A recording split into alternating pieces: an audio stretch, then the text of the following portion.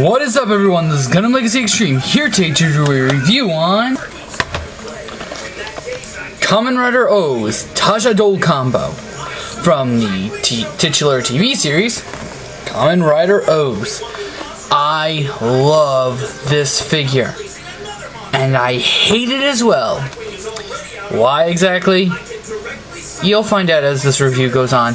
But going over the packaging, just like the previous O's, and let's see if I can find this box. Anyway, just like the previous one, it's done in complete white rather than black. You have the 3 red rings for the red core metals, and the writing is done in metallic red this time on here and here, but not here, also up here.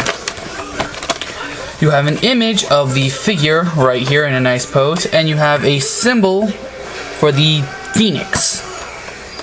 On the back, you have an image of TaJaDol in a nice pose, another image of TaJaDol in a nice pose, another image of TaJaDol in a nice pose, and another image of TaJaDol in the right pose, as well as TaJaDol.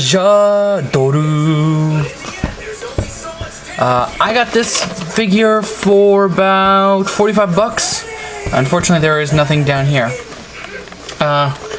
Bringing the figure himself in, this figure is just beautiful.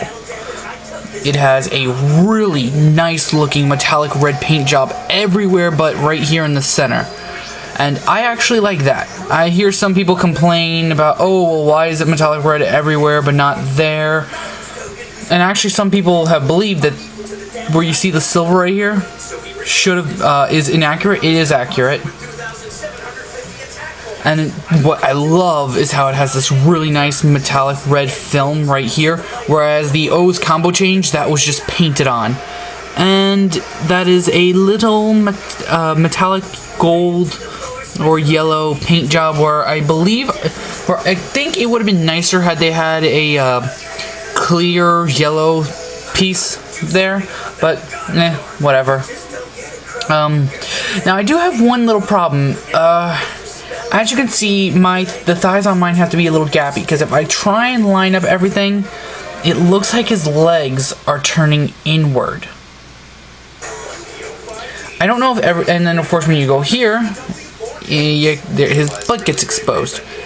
I think the stem in my leg might have been pushed out a bit wrong, or installed wrong, and I'm not going to open him up to find out. I really don't want to. Because, yeah, as you can see, when I try to push it back, he springs forward. Quality control issues. The Bandai's been having that a lot lately, and I'm not pleased about that. Because now, if I want to have his legs, if I want to have all these lines matching, I have to have a O's that looks like he has to go to the bathroom. But then when I spread it out, I have gaps. Damn it, Bandai. Anyway, posability-wise, he has really good posability. It's pretty much O's body, so head can move everywhere. And yes, just like my original O's Figuarts, again, I had to yank the head off and rotate the neck joint, because the top ball joint for the head, which allows me to go up and down so he can look up high, which is going to be especially necessary for later. And I think the joint might have moved. Well, anyway, I can show you. When I got him, the joint for the neck was turned like that. So I had to yank the head off, lower this, rotate it that way, and straighten it out, and then you're all good. Arms can go out about that far. The shoulder armor does not impede at all. Full rotation. Bends at 2 joints though. The top joint doesn't get much. I've been noticing a lot of Figuarts are having that problem, where the top elbow joint doesn't get up as much bend as the bottom. Double waist joint, ball joint up top, ball joint down below, the usual, and then the legs can go forwards and back, out, down, bend perfectly. And then of course here's the other issue I have, where I think his toes are just a little too loose, because I'm posing him and all of a sudden I have the toe joint down. And then of course the ball jointed foot that we all hate. Now, word of warning. These spikes right here hurt, and I get a little worried that these might break even though they're made out of soft plastic. I still get worried that trying to pose it, they'll break.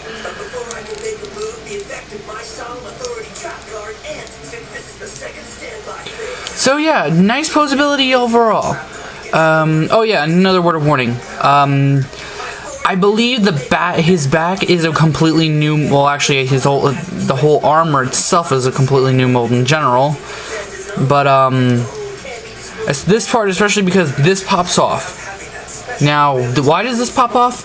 Oh, I'm pretty sure most of you can guess why, but I'll leave that to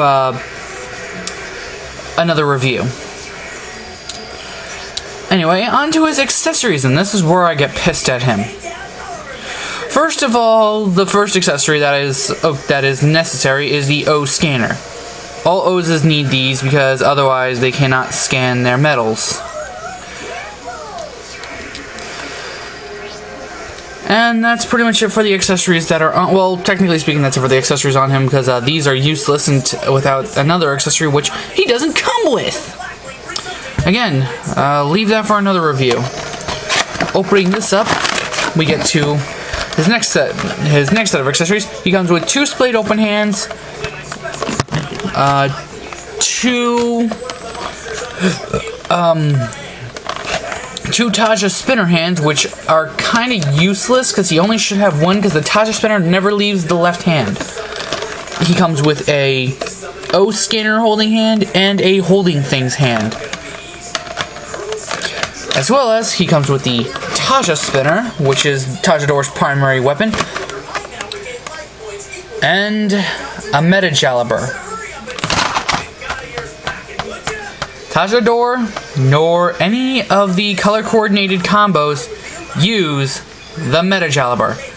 That accessory is invalid in and of itself because the only forms of O's that use the TaJaDol are uncolor coordinated combos, meaning, an example, Tatoba, Takakiriba, Takatorata, Takagoriba, Shagorita, blah blah blah. Anyway, showing you the accessories a little more up close, the TaJa spinner is designed beautifully. This doesn't pull, this doesn't open. So yeah, do not try and pry this because you might break it. It does not open up no matter what, but I love how they try to at least give it some depth. That translucent plastic just looks beautiful. And as you can see, they do have the Phoenix crest in there. To get it into his hand, you just simply yank off one hand, grab a TaJa spinner holding hand, and let me just show you. This will not work with a holding things hand. If you try and put it in a holding things hand, it will be floppy and loose. You have to use the TaJa spinner hand because the TaJa spinner holding hand, as you can see, is kind of designed weird. You just slip in the thumb, and there you go.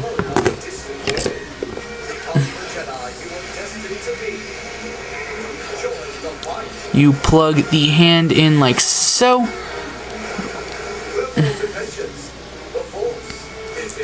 And you are done. He is now equipped with his primary weapon. So, that's pretty much it. That's all I can really go over.